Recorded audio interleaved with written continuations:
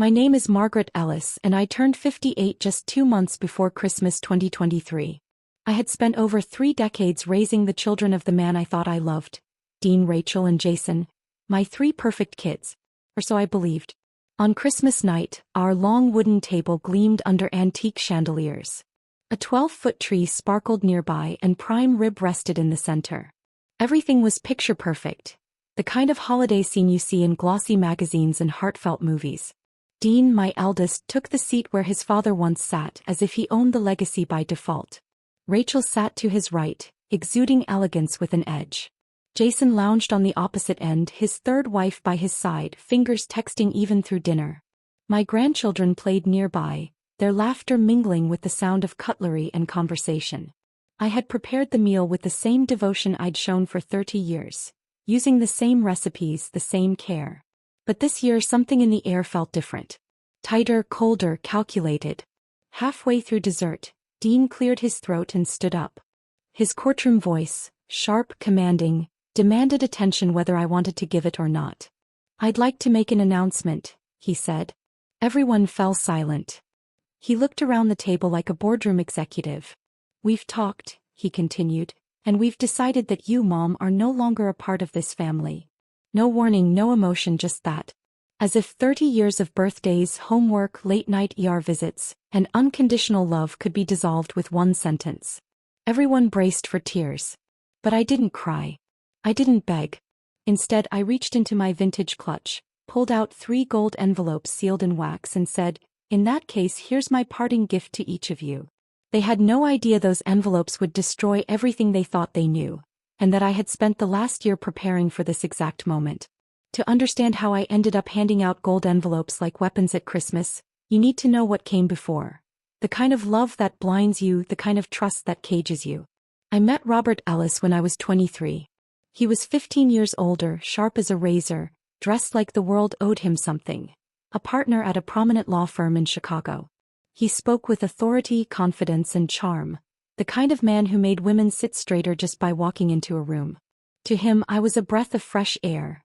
Young, idealistic, devoted. A schoolteacher from Toledo who still believed in handwritten letters and home-cooked meals. 6 months and he proposed. I moved into his Georgian-style house in Providence, leaving behind my family and small-town life. He promised a future full of purpose, travel, and family. Except we couldn't have children, or rather I couldn't. He never blamed me outright, but the silence between doctor visits was thick with shame. Then one evening over wine and jazz, Robert said something that would change the course of my life. "There's a woman, a teenager. She's pregnant and scared. No names, no paperwork, but we can help her and bring the baby home." That was how Dean came into our lives. Then Rachel, then Jason, all within 6 years. He told me the same story each time. Young girls in trouble, no strings attached. He handled everything through private channels, insisting we didn't need adoption agencies or courts, claiming it was cleaner, safer, and that we were helping, loving. And I believed him. I was too busy being a mother to ask questions. I gave them everything. My time, my youth, my energy, my future. I packed school lunches, taught them to ride bikes, stayed up through fevers, and clapped the loudest at every recital and graduation. They were my world. Robert was always more distant. Present in body but rarely in spirit. He paid the bills, bought the cars, appeared in every holiday photo, but he was never the one the kids called at 3 a.m. I was the one who showed up. Then one spring morning 5 years after Robert died, I was cleaning out the attic and found a sealed leather folder tucked behind a box of Christmas ornaments. Inside were birth certificates, real ones, and letters from a woman named Diana Ellis, his first wife. She had died in a car accident nearly 3 decades ago. Dean, Rachel, and Jason were her children. Her blood, not mine, not adopted, not rescued. Robert had taken them and vanished after her death. I'd been told they were orphans. In truth, they were his, always had been. That was the day my world cracked. The day I realized I'd raised another woman's children under a fabricated truth. And the worst part? They never knew. After discovering the truth, I spent weeks in silence. Not rage, not grief, just silence. I'd sit at the breakfast table, stirring my coffee long after it had gone cold, watching the light shift through the kitchen windows, as if waiting for something to make sense. But it never did. I didn't confront them. I couldn't. How do you tell the people you've loved, sacrificed for, that you were never their mother in the way they believed. So I stayed quiet. But then something began to shift. It was subtle at first, like a door left slightly ajar. Dean started managing the family trust after Robert's death. I thought it was a way for him to look after me. In truth, he was reorganizing assets without my consent. "We're streamlining things," he said. "Tax reasons." Rachel, always polished and poised, started pushing the idea that I should move into a senior condo. "It's safer, Mom. That old house is too big for you now." When I resisted, she brought realtors to our home without telling me. And Jason, my baby, became the most brazen of all.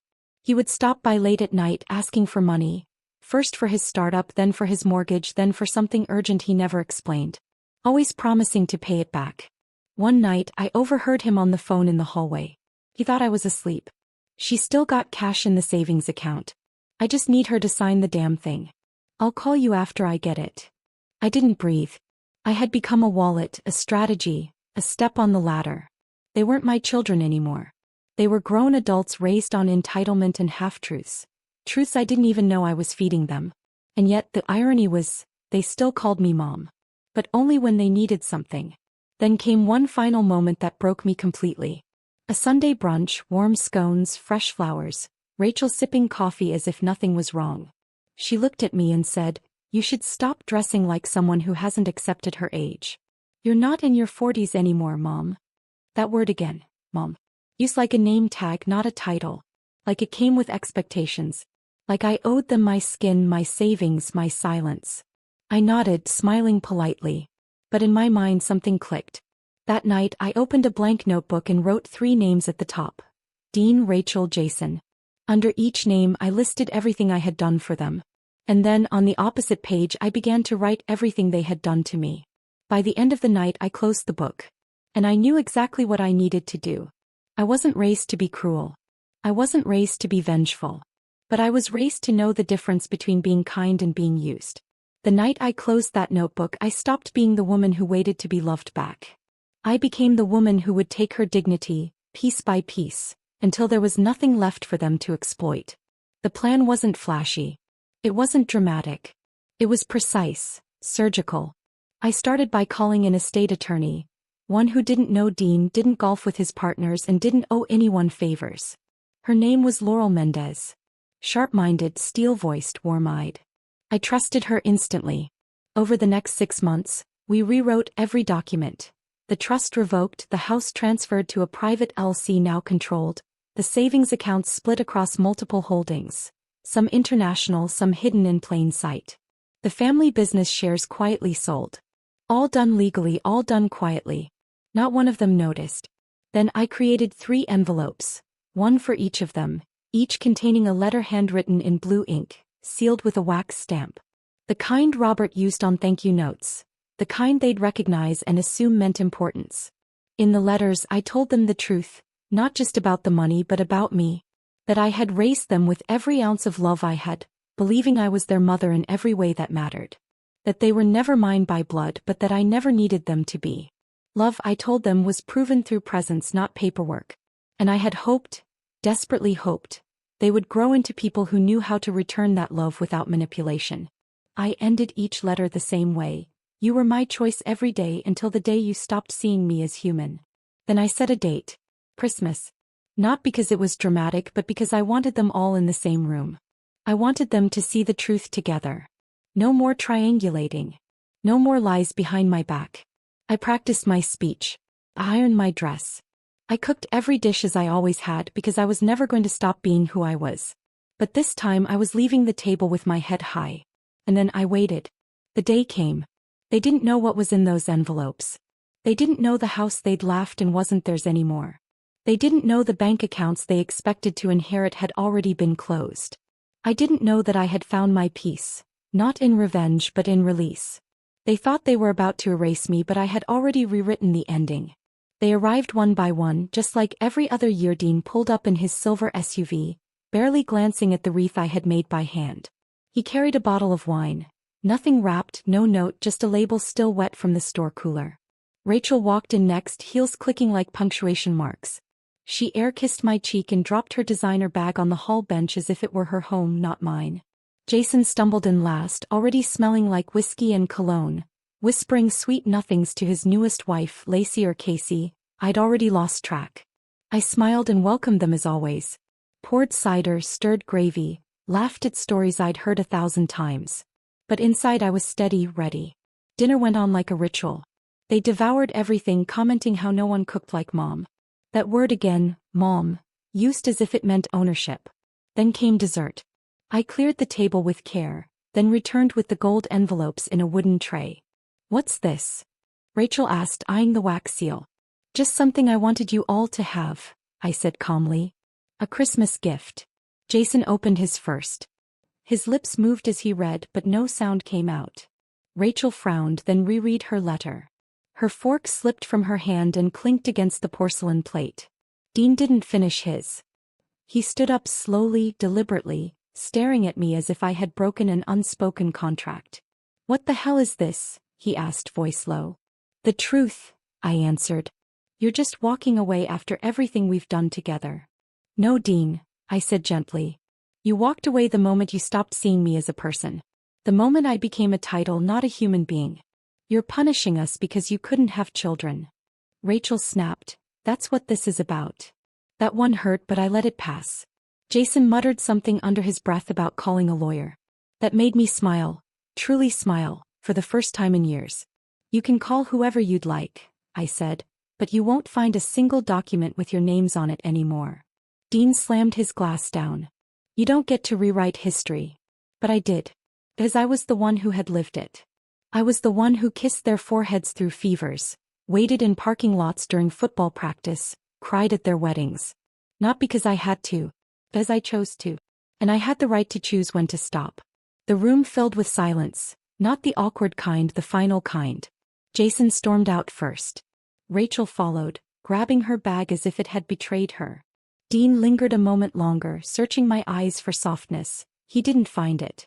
When the door closed behind him, I stood in the center of my living room. Same lights, same tree, yet for the first time no weight on my chest. I didn't cry.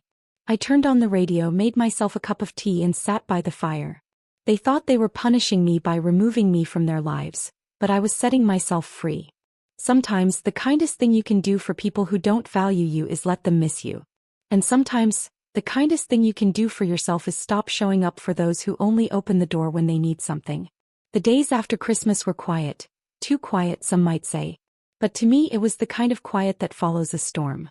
The kind that lets you hear your own breath again. The kind that feels like peace, not loneliness. For the first time in decades, I didn't have to tiptoe around moods, requests, or expectations. No phone calls asking for loans. No emails about trust funds or properties. No sudden visits turning into guilt trips. Just me in silence. At first, I didn't know what to do with all that space. My calendar, once packed with reminders to send birthday gifts, attend school plays, or respond to Jason's latest urgent business idea, was now empty. So I filled it with things that were mine. I joined a local pottery class at the community center. My hands, once used to fold laundry and slice apples, now shaped clay into imperfect bowls that somehow held all the beauty I'd never given myself permission to create. I began volunteering at a downtown library, helping elderly folks set up email accounts to connect with their grandchildren, some of whom actually wanted to hear from them. I went to poetry readings. I danced at senior swing nights. I sat in bookstores for hours without checking the time. I started living, and I wrote letters, dozens of them, to women I'd met over the years. Old friends, former students, even strangers I'd once spoken to in waiting rooms. I told them my story, not for sympathy but so they'd know they weren't alone. That it's okay to love deeply and still walk away when love isn't returned. One letter I kept for myself. It wasn't a goodbye. It was a declaration. That I would no longer apologize for choosing peace over pretense. That I would no longer measure my worth by how much I gave to people who saw me as a resource, not a person. From now on, I would give only to those who understood what it meant to receive with grace. And then one spring morning, almost a year after that Christmas, I received a letter. It was from Jason. Short, barely 4 lines. I read your letter again. I didn't understand it then. I think I do now. I'm sorry. No return address, no plea for money, just a simple acknowledgement that maybe, just maybe, the message had landed. I didn't write back. Not out of anger but because I didn't need to anymore. Forgiveness, I had learned, doesn't always mean reconciliation. Sometimes, it just means setting the weight down and continuing on lighter. And I was lighter now. The story everyone thought they knew, the story of a woman who raised 3 children not born of her blood, wasn't about betrayal in the end. It was about freedom. About rewriting your life when the old version no longer serves you. And if there's one thing I've learned, it's this. You are allowed to walk away from people who only see what you provide, not who you are. You are allowed to start over, even at 58. Especially at 58, because love should never be a debt. It should be a gift. And I'm finally keeping mine for those who know how to open it with both hands. There's one letter I never sent. I wrote it the week after Jason's note arrived. Folded it 3 times and slipped it into an envelope, but never sealed it. It sat on my nightstand for weeks, like a guest waiting for an invitation to stay. It was addressed to me. Dear Margot, you did your best and that was more than enough. You loved children who weren't born of you without asking for proof they'd love you back. You gave your time, your energy, your youth, even your dreams, to a family that was never fully honest with you. But even in that dishonesty you brought light. You raised 3 people with your whole heart. You carried them through school and sickness, heartbreak and healing. You kept going when it would have been easier to give up. You smiled through tears. You stood up quietly when others tried to push you down. And then one day you chose yourself. You stopped waiting to be seen. You stopped shrinking to fit into a story someone else wrote for you. You stopped proving your worth to people who weren't ready to recognize it. You didn't become cold. You became clear. That is not revenge. That is reclamation. I never mailed that letter because I already knew its truth. But sometimes we have to write these things down, just to remind ourselves that surviving isn't the same as living, and that walking away is sometimes the most courageous chapter in our book. So, if you're watching this and you've given everything, loved so loudly it echoed through ungrateful walls, if you've been erased or ignored, used or overlooked, I want you to hear me when I say, you are not invisible. You are not too late. And you are not alone. Because sometimes, the family we thought we needed is simply the lesson that leads us to the one we deserve. So live, not to prove a point but to write a new one.